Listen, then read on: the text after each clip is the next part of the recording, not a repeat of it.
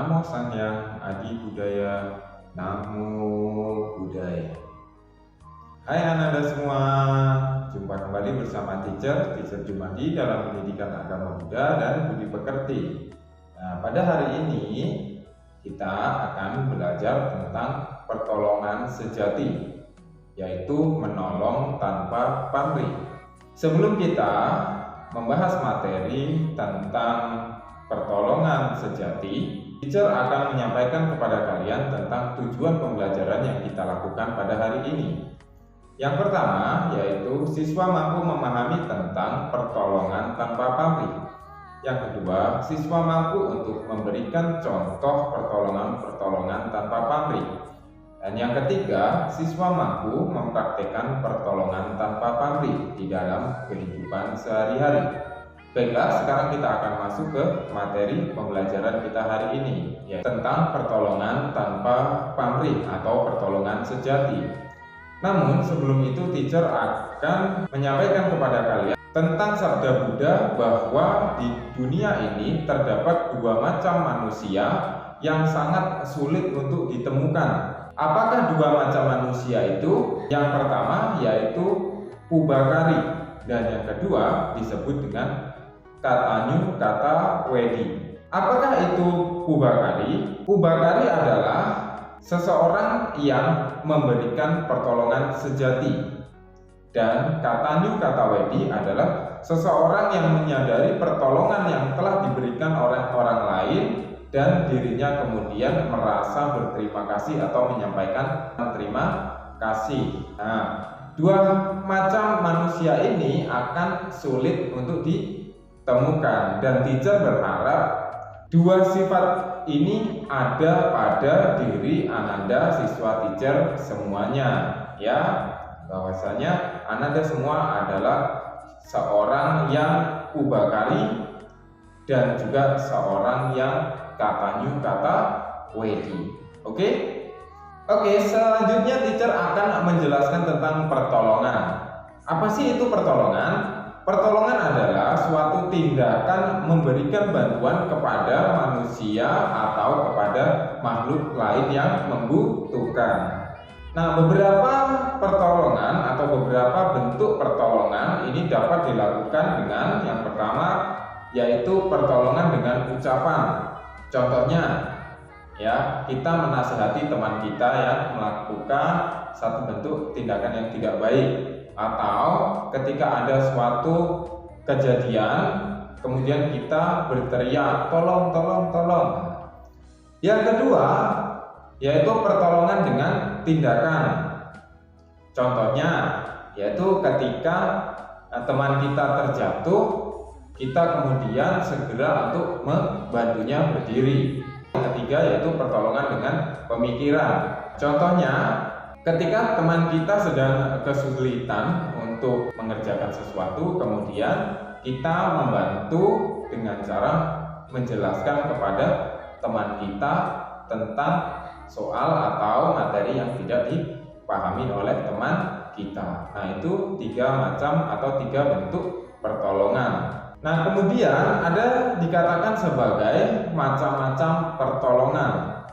Nah, berdasarkan pada tujuan atau sifatnya. Yang pertama yaitu pertolongan karena terpaksa, yaitu kita memberikan pertolongan kepada orang yang membutuhkan tetapi karena adanya keterpaksaan. Contohnya karena disuruh oleh guru, karena disuruh oleh orang tua. Yang kedua yaitu pertolongan karena ingin mendapatkan imbalan. Contohnya membantu orang tua untuk menyapu, kemudian ngepel dan lain sebagainya. Karena apa? Agar orang tua atau mama papa memberikan hadiah kepada kita. Yang ketiga yaitu pertolongan sejati. Nah, pertolongan sejati adalah pertolongan dengan kesungguhan hati tanpa perlu diminta dan juga tidak ada keterpaksaan, serta dia tidak mengharapkan imbalan. Nah, contohnya begitu kita melihat ada seekor kucing contohnya, ya, kucing jatuh ke selokan. Nah, kemudian kita segera untuk menolong kucing tersebut, kemudian setelah itu kita memandikan kucing tersebut dan kucing tersebut akhirnya terselamatkan. Nah, di situ kita tidak mengharapkan imbalan apapun. Contoh pertolongan sejati yang kedua yaitu ketika teman kita di sekolah tidak membawa bekal makanan ya, dan kita tahu dia lapar, kemudian kita membagikan bekal kita kepada teman kita. Tetapi kita tidak memiliki keinginan agar bekal yang kita berikan kepada dia itu kemudian di kemudian hari dia mengembalikan kepada kita, tetapi kita dengan ikhlas dan rela. Nah, pertolongan sejati yang tadi telah dijelaskan yaitu pertolongan yang tanpa pamrih, yaitu tidak mengharapkan balasan dalam bentuk materi ataupun dalam bentuk ujian. Tidak mengharapkan kita mendapatkan suatu benda atau tidak mengharapkan juga orang lain kemudian memuji kita ya, tetapi memang kita memiliki keinginan untuk membantu makhluk atau orang lain yang sedang kesusahan, dan kita bahagia setelah melakukan pertolongan kepada makhluk atau orang tersebut. Siapakah di dunia ini yang tergolong sebagai penolong sejati atau contoh orang yang memberikan pertolongan sejati kepada kita? Ya, contohnya yaitu orang tua, ayah dan ibu atau papa dan mama kita. Nah, papa dan mama kita itu ya sudah menolong kita dengan cara satu, memberikan makanan kepada kita, membesarkan kita, memberikan pendidikan kepada kita, memberikan pakaian kepada kita, dan lain sebagainya. Nah, mama dan papa itu tidak pernah mengharapkan yang namanya balas jasa atau imbalan dari anaknya. Maka mama dan papa atau orang tua kita adalah orang yang memberikan pertolongan sejati kepada diri kita. Akan tetapi walaupun orang tua kita itu tidak meminta balasan jasa dari kita anaknya, tetapi kita sebagai anak yang berbakti dan anak yang baik harus bisa untuk membalas jasa orang tua, dan juga sebisa mungkin kita harus membahagiakan kedua orang tua kita. Nah, caranya bagaimana? Untuk membalas jasa kepada orang tua, cara yang harus kita lakukan diantaranya satu, menjadi anak yang berbakti. Dua, menghormati orang tua kita. Tiga, menolong atau membantu ketika orang tua kita membutuhkan. Yang keempat, menjadi anak yang baik dan sopan. Yang kelima, menjadi anak yang rajin dan berprestasi. Nah, itu contoh dari bagaimana kita membalas jasa kepada orang tua kita, walaupun orang tua kita tidak mengharapkan balas jasa. Nah, contoh yang kedua dari orang yang memberikan pertolongan sejati yaitu guru Buddha atau Buddha ya. Buddha memberikan pertolongan kepada semua makhluk dengan cara Buddha ini mengajarkan dharma demi kebahagiaan, dan Buddha juga tidak mengharapkan imbalan, baik itu imbalan berupa materi maupun imbalan berupa pujian.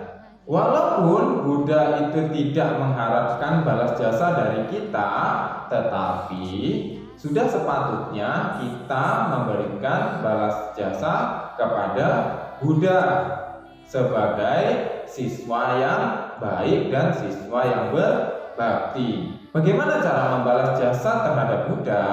Ya, cara membalas jasa terhadap Buddha itu dapat dilakukan dengan satu, Ananda semua rajin untuk melakukan puja bakti. Dua, Ananda semua ini mampu dan mau untuk belajar serta mengajarkan dharma. Yang ketiga, Ananda semua ini mampu untuk mempraktekkan ajaran Buddha atau mempraktekkan dharma. Contohnya, Ananda semua melaksanakan Pancasila Buddhis dengan baik. Kemudian Ananda semua melakukan meditasi. Kemudian Ananda semua melakukan dana kepada wihara, kepada orang-orang yang membutuhkan, atau kepada para sangha atau biku sangha. Oke ya Ananda semua, jadi itulah yang disebut sebagai pertolongan sejati, yang mana teacher sangat berharap Ananda semua mampu untuk memahami, mengerti, dan juga mampu untuk Ananda semua praktekkan di dalam kehidupan sehari-hari Ananda semuanya, kepada siapa saja, kepada makhluk apa saja yang membutuhkan pertolongan. Oke Ananda semua, selanjutnya teacher akan membagikan sebuah kisah. Kisah ini sangat bagus sekali tentang pertolongan sejati yang dilakukan oleh Bodhisattva, yaitu kelahiran Buddha sebelum beliau akhirnya mencapai penerangan sempurna menjadi Bodhisattva. Dan kisahnya ini berjudul tentang kisah gajah yang mulia. Dan mari kita saksikan kisah tentang gajah, atau kisah cerita tentang gajah yang mulia ini.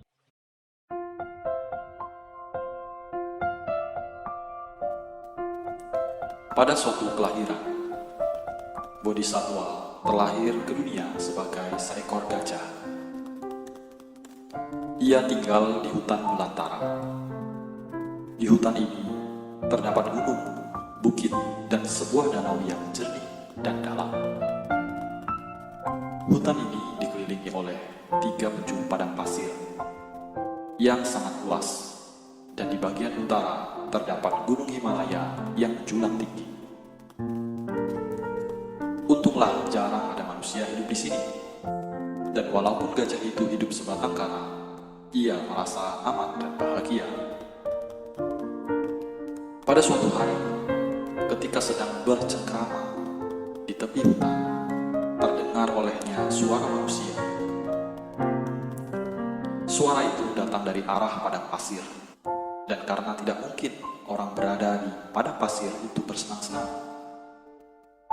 lalu terdengar olehnya suara itu adalah ratapan manusia yang tersesat atau yang dalam kesusahan. Dan demikianlah kenyataannya. Dari arah padang pasir, ratusan manusia dengan ratapan penderitaan mendekat ke arah hutan. Mereka meratap-ratap meminta tolong karena lapar dan dahaga. Dan ketika mereka melihat seekor gajah besar menuju ke tempat mereka, maka mereka berpikir bahwa ajal kita sudah sampai. Mereka berpikir gajah itu tentu akan membunuh mereka semua. Sebab mereka tidak tahu bahwa gajah itu adalah sang Bodhisattva yang hatinya penuh dengan rasa welas asih terhadap mereka yang sedang tertimpa malapetaka. Ia adalah pemberi pertolongan. Dengan suaranya yang meraung seperti trompet, gajah itu menyapa mereka. Maka barulah orang-orang itu mengerti bahwa mereka berhadapan dengan seekor gajah yang luar biasa. Maka diterangkanlah kepadanya bahwa mereka adalah orang-orang buangan. Dalam satu peperangan, wilayah mereka terjajah oleh kerajaan lain. Lalu mereka diusir dari kerajaannya. Beberapa ratus di antara mereka telah meninggal di tengah jalan. Dan sekarang mereka sendiri tidak tahu lagi apa yang harus mereka jalankan. Padang pasir itu sangat luas. Makanan dan minuman mereka habis di perjalanan. Sang Bodhisattva tahu betul di dalam hutan tidak ada makanan untuk mereka. Ia juga mengerti bahwa orang-orang itu tidak bisa meneruskan perjalanan mereka jika tidak membawa bekal yang cukup banyak. Baginya masih ada satu jalan jika hendak menolong mereka. Dan dengan penuh keyakinan sempurna, Bodhisattva tetap memberikan pertolongan kepada mereka. Sambil menunjuk ke sebuah gunung, gajah ini memberikan petunjuk kepada orang-orang itu supaya mereka pergi ke gunung itu. Di sana mereka bisa memulai kehidupan baru. Ia menjelaskan, di kaki gunung itu ada sebuah danau dengan airnya yang jernih dan dalam. Dan di dekatnya mereka akan mendapatkan seekor gajah yang baru saja mati. Dagingnya supaya dipakai untuk persediaan makanan mereka. Lalu usus-ususnya dapat dipakai untuk kantong-kantong air dari danau itu. Dengan demikian mereka akan tertolong. Orang-orang buangan itu menjalankan petunjuk-petunjuk sang gajah. Sementara itu, sang gajah Bodhisattva sendiri mendaki gunung itu dari sisi yang lain. Dan setelah sampai dahulu, dari puncaknya ia menjatuhkan diri ke bawah dengan keyakinan bahwa perbuatannya itu dapat menyelamatkan orang-orang buangan itu yang tertimpa malapetaka sehingga terbebas dari penderitaan.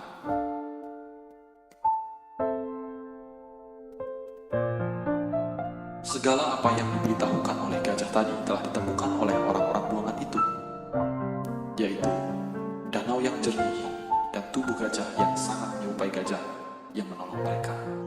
Maka mengertilah mereka apa yang sesungguhnya terjadi. Mula-mula mereka hendak membakar gajah itu sebagai penghormatan terakhir, tetapi beberapa orang di antara mereka mengatakan bahwa dengan cara demikian pengorbanan gajah itu tak akan ada gunanya sama sekali. Kemudian sebagian besar menjawab, sungguh benar pendapatmu itu. Maka mereka jalankan apa yang dinasihatkan oleh sang gajah itu. Dengan kesedihan yang mendalam atas pengorbanan sang gajah, mereka memakan daging gajah segar untuk menyambung kehidupan. Sebagian dari daging gajah itu mereka gunakan sebagai bekal di perjalanan. Tulang-tulang gajah sebagian mereka bawa untuk melaksanakan kremasi sebagai lambang penghormatan terhadap pengorbanan sang gajah. Dan potongan usus gajah tersebut mereka gunakan sebagai kantung persediaan air di perjalanan. Setelah mempersiapkan segalanya, mereka melanjutkan perjalanan dan berhasil melewati padang pasir dengan selamat dan memulai kehidupan baru.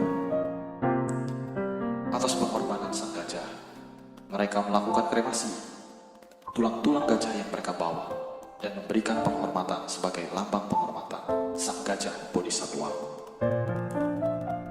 Demikianlah pengorbanan sang gajah Bodhisattva.